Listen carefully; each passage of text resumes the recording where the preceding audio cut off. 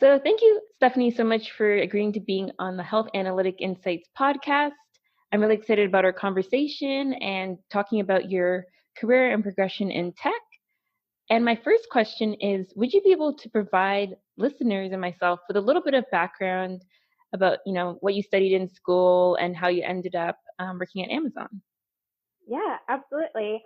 Well, first of all, just thank you very much for having me, and I'm really excited to be on the podcast.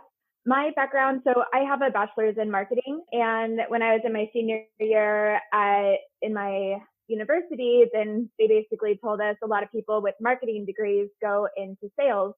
That wasn't really what I was interested in. In my degree, I was most interested in marketing statistics.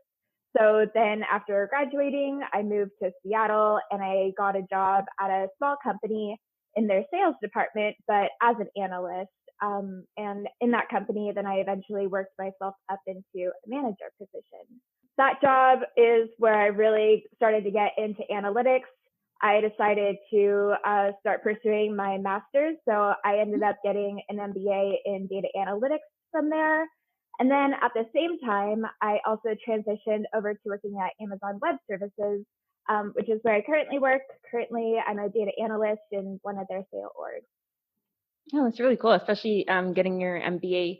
Did you find that that really kind of progressed your career? What kind of made you feel that you wanted to get that MBA? Yeah. Well, I mostly really wanted to get my master's. It took me a while to decide what master's program to even move into, but when I started working as an analyst, I really decided this is the career path that I want to go down. I need to, I wanted to get a master's that was more in the analytics field. And then I ended up just doing an MBA and focusing in data analytics there after interviewing with the dean of my master's program. That was his recommendation for me. Yeah, I would say that's really how I got into it. I really wanted to learn more about analytics, learn more about the space. I do feel like it really helped my career because I actually started my master's program and my role at AWS on the same day.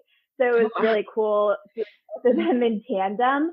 And then working, like focusing on data analytics in my master's program, we did use some AWS tools. I would say EC2 is one of the most popular AWS services. And I did a lot of EC2 in my master's program. So it was really cool to be learning about the business that I work for while also working on my degree. So yeah, it was really fun. No, I think that's always like the best way to have like the theoretical aspect of going through school, but then also having like the practical skills of actually working. So doing that in tandem, I think really helps you retain knowledge, at least for me. With my master's, having to actually work on a project and work in the hospital and get that experience was great while I was learning the theoretical concepts in school.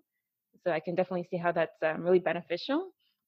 And you kind of talked about your career progression, and I'm wondering, was this all like 100% research on your own part when it got to moving to different levels in your career, or did you have like mentors or I don't know people whose careers you admired on LinkedIn that kind of guided you through your career, or was it more just googling and seeing what would be the next step in your career? Yeah, I think that's a really great question. I have gotten pretty into mentoring in the last, I would say, year or two. The university that I went to for my MBA, they have an awesome mentor program, which I took advantage of on my second year. And I had a great mentor. So she really encouraged me to get more into mentorship. At the same time, Amazon also has an internal mentor program, which I took advantage of then also asking a lot of questions, just mainly about career growth. I've had 3 Amazon mentors in total for different things, such as career growth, talking only about tech, talking about just different job opportunities. That's been a fantastic opportunity. And then now that I've graduated, I am a mentor for undergrad students at my university as well. I think it's really important. I wish that when I was an undergrad, we would have had some kind of mentor opportunity because that would have really helped me define what career path they wanted to go down earlier on. And then also, in addition to mentorship, there's also been a lot of talk about the importance of sponsorship as well. And I'm definitely a big advocate for that. Also, I would say I wouldn't be where I am in my career today without some kind of sponsorship. You can only advocate for yourself so much. But then having that manager or that coworker who's willing to endorse you as well, that has been such a huge benefit and something that I'm really grateful for in my career also. I absolutely, definitely resonate with everything you said. And it's great that you're giving back to with all the mentorship experiences that you've had.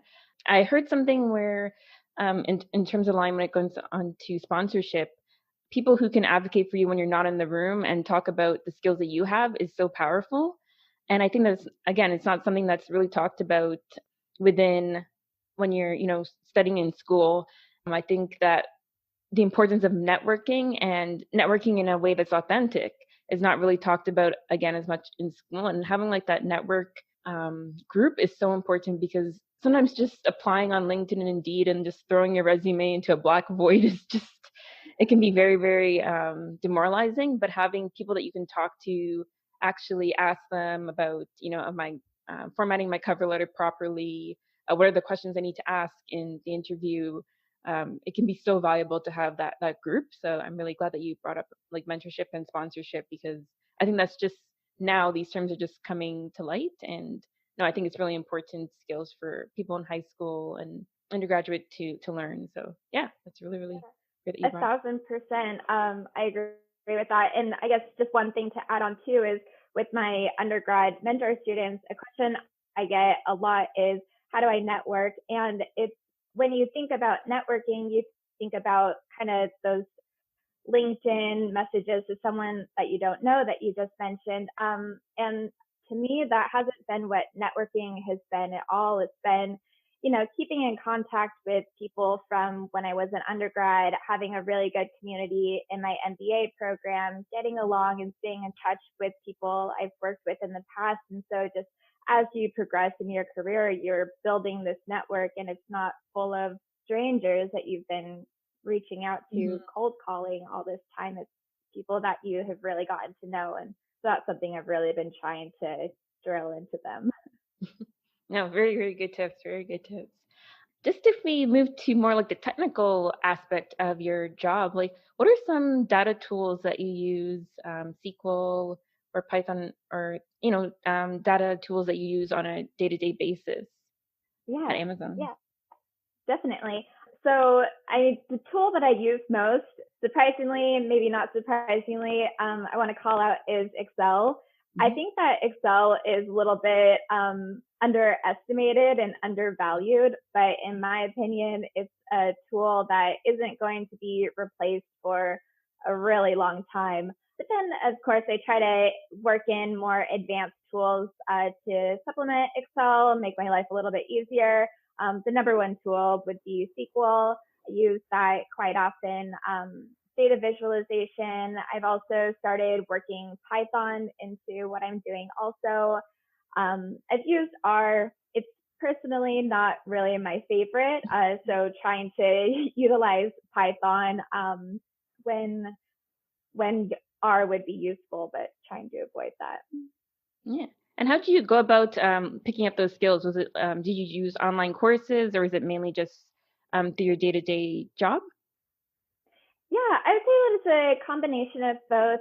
In my day-to-day job, I spend a lot of time Googling and Mhm. YouTubing everything that I'm trying to figure out.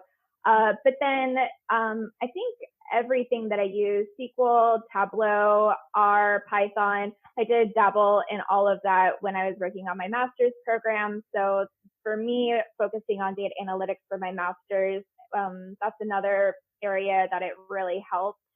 And then I've done Coursera courses, but I think that YouTube is probably the most beneficial tool that I've used in terms of trying to learn things and figure things out on my own.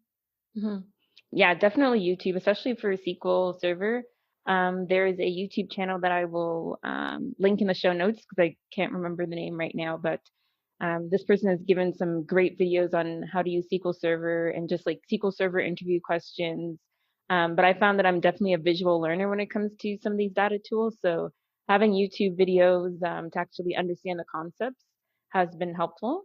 And just to go back to original point that you said about how Excel is so valuable, I found that because my role can fall under kind of like a business analyst, so I'm working with the business side of things, but also like the technical side of things.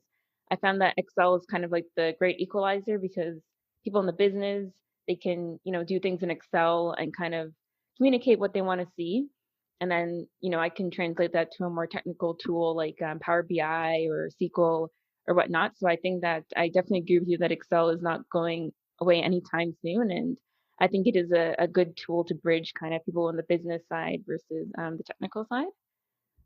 My other question was, you said that you kind of worked with data visualization, and I'm wondering, how do you successfully communicate data insights to people who might not have a technical background, and what are some of the lessons that you've learned through this? Yeah, that's a really great question. When I am building a dashboard or really any kind of report for someone else, I always try to keep in mind that the purpose of data is to tell a story. So I definitely try to make my dashboards and reports as easy to digest as possible because I know if the end user doesn't find it useful, doesn't understand, then really there's no point. I could do all of these advanced, exciting things in my dashboard, Mhm. but if it's not going to benefit the manager, then what's the point? For me, when typically what I do starting out is I like to set up a meeting with the end user also just to walk them through. But I also really love including in Tableau, they have tooltips. And so including tab tooltips, trying to just make things as clear as possible for, if someone were to take over reviewing the report in the future, someone could come in, pick it up, and I don't have to be setting up a meeting with every single person who's reviewing it. So I guess overall, just trying to keep it as simple as possible, providing the relevant data, and yeah, that's about it. Yeah, similar to me. I build a lot of dashboards in my day-to-day life, and I found that including a glossary has been a complete Mhm. lifesaver because, as you're saying, like you can't really be there to train people, especially if new people come into the company and they need to look at the dashboard and report and understand it. I found that like adding a glossary to my dashboards and reports has been really helpful for people to just get a quick glance and understand what the report is showing. But as you're saying, like you definitely have to tell a story with the data. It's not just, a bunch of numbers on a page. Like you really have to make sure that you're tailoring your information to what people need to understand and then tailoring your information to answering questions. So that's really Yeah. cool.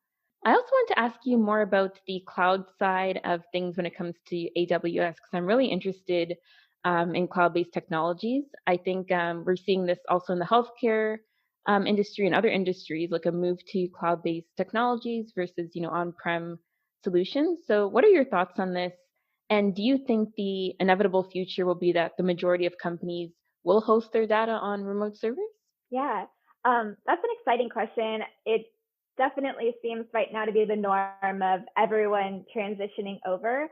Hmm. From what I've heard and from what I've seen, it sounds like there are a lot of benefits to even having both, a company being both in the cloud and having some on-prem. Hmm. So I think maybe on-prem is a little bit like Excel. There's a lot of value to it and something that isn't going away anytime in the near future. Um, but looking at COVID as a really great example, I think that the cloud made the transition, especially when companies went from everyone working virtually and having everything being online. The cloud made everything appear so much more seamless. And so we should be really grateful for that. Especially, there are a lot of benefits for the cloud, one of them being scalability. And with COVID, scalability made such a huge difference. So I hope that companies continue to move to the cloud, definitely be looking at it for viable options. There are a lot of benefits to it.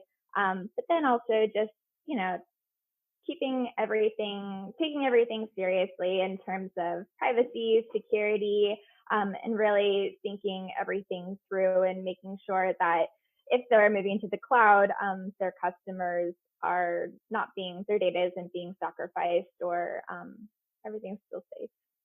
Yeah, I totally agree with you. And I think that in the future, probably with healthcare, just due to the security and privacy implications of healthcare data, you probably will see like a kind of like hybrid solution where some data will be on-prem and then some can be in the cloud. But yeah, no, I'm really excited. I think that the future will be bright when it comes to cloud solutions and healthcare. So yeah, I'm really excited about that. And for Yeah, my last absolutely. question, thank you so much so far for this interview. It's been really, really helpful and really enlightening, and I've learned a lot. My last question is, where do you see yourself in terms of your career in the next 10 to 15 years? Do you have a dream company you want to work for or a dream industry? Yeah, that's a really great question and an exciting one. I don't think that I quite have a dream company, but I really love what I'm doing. I love working with analytics, being able to use it to not only for myself make data driven decisions, but help other people make data driven decisions. So keep moving on that route, and just really advocating for data, using it to build community, and in terms of dream company, I'd be really interested in exploring startups, anything where we can just build and kind of just be scrappy. That's always really fun for me. Yeah, that sounds really, really cool. Thank Yeah. you again so much for being on the podcast.